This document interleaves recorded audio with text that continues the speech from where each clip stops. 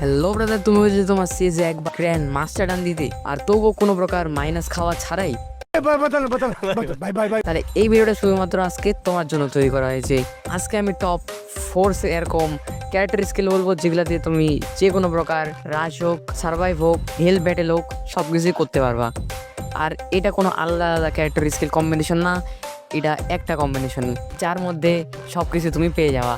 আর এই character skill combination দিয়ে যদি তুমি খেলো তাহলে তুমি 2-3 দিনের মধ্যেই গ্র্যান্ড মাস্টার ডান দিয়ে দিতে পারবা। তো ভিডিওটা শুরু করার আগে চ্যানেলটাকে সাবস্ক্রাইব করে ভিডিওটা একটা লাইক করে দাও এবং কমেন্টে বলো তোমার ক্যারেক্টার স্কিলটা কেমন লাগছে।